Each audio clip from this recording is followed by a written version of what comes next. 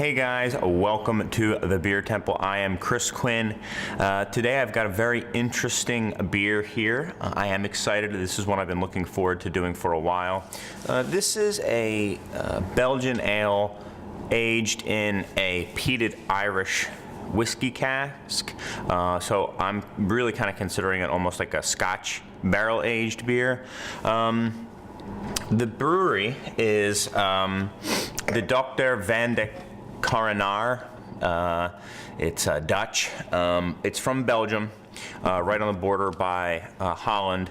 And it's, well, the one funny thing about it is the Dochter van de Coronaar means the ear of corn's daughter, which I guess is what beer is considered, or barley or something is considered, or it's like a friendly term for beer in Belgium and Holland.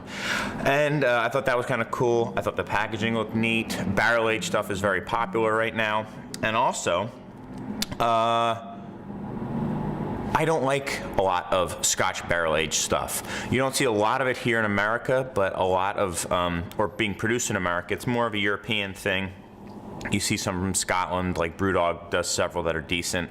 McKellar and Evil Twin and Tuul, I think, have all done a little bit of Scotch barrel-aged stuff, maybe not Tuul. And some of the Belgians have, Hof ten Dormaal, and now these guys have all done it. And this gets really good reviews at the Zythos festival, a very famous beer festival in Belgium. This won the Consumer Award a couple of years ago. And, you know, the ratings are good. I haven't read any of the reviews. I just kind of looked up the score, and, you know, it's in the upper 90s. So, I mean, it's getting really good reviews. So I figured, well, why not give it a shot and see what it's like. It's also not a cheap bottle at 18%. Or $18. So I figured, hey, let's just see if this is a style that I'm just never going to like, or maybe I am going to like, and see. It's kind of cool. Each thing comes with this little info sheet.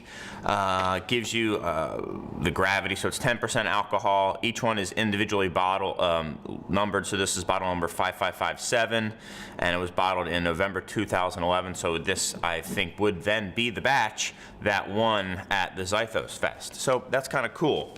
I just find oftentimes that, you know, us Americans love that kind of bourbony flavor from the wood, and when we start getting into, you know, non-bourbon flavors with that heavy oak profile, so bourbon is so vanilla, so coconut. Scotch, much, much less so, because Scotch is a often used bourbon barrel. So this case, it's Connemara Irish whiskey, which is a peated Irish whiskey. So it's oak aged, and I think they actually peat the beer as well. So I just thought that was kind of interesting. See if I can save my cap. I won't. It's just gonna have a little bit of a divot in there. Not too terribly bad. And after this is done, they said this is only going to be made once, and then they're returning it back to Connemara, who's then going to put whiskey in it for another 6 years. So this had a 3-year whiskey in it. They then gave it to them, and I think it said that they're then, how long has it been in here? 3 months. It was on Connemara in a cask. Yeah. So yeah, I don't know how long the original whiskey had been in there, but then they aged it in the cask for 3 months, which is good. Not a ton of time by American standards. You know, you often get a year or so. The base beer, I've heard, is somewhere between a Belgian dark and a Belgian stout. And it looks kind of like a quad or a Belgian strong dark. Really, oh wow, a big chunk of something in there right from the get-go, of schmutz of some kind. I mean, like a hefty sized chunk this big if something's floating in there. That's kind of gross. And it's dark, but otherwise, and that looks nice and clear, kind of like a chestnut color. Highlights are kind of, you know, caramel on the edges, and a good amount of carbonation on here. A nice kind of light tan, almost like an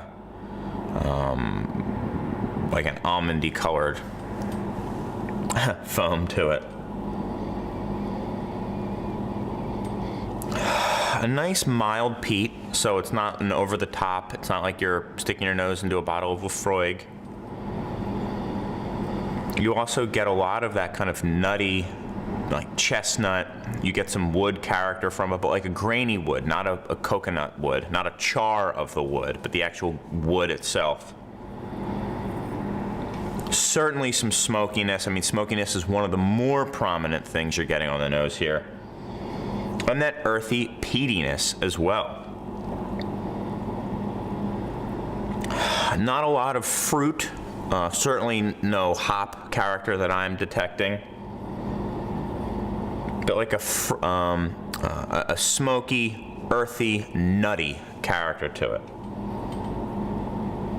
It almost smells like it's warming.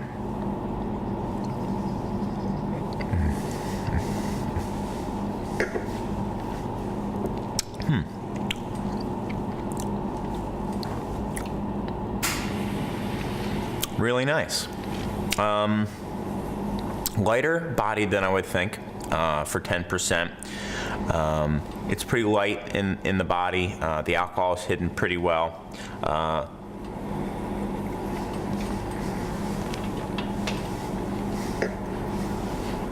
Making sure I don't consume that nasty piece of gunk in there. So then you get a lot of that smoke as well. You almost get like a bit of like a smoked meat aspect to it, or like roasted chestnut, something like that. You then get some of that earthiness, and then when you finish it, rather than like a lingering hop bite or anything like that, it's a nice, mellow smokiness to it. Very well put together.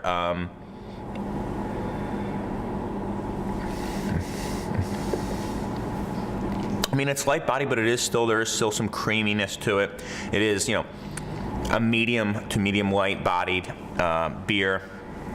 I don't know how much I could have. I think I would really want to have some cheese with this, maybe a smoked Gouda to enhance it, or if you want to play off it, maybe like a cheddar or a washed rind kind of stinky cheese to kind of play off it. Really would want myself maybe getting some smoked meats or cured meats, something kind of big and powerful and bold to go with this. Yeah, like charcuterie plate and cheese I think would be a wonderful pairing with this. I could see someone really wanting to smoke a cigar with this, although cigars aren't really my thing. Quite a bit of complexity here. Not the most delicious beer that I've had, but I certainly think it would definitely be right up some people's alley.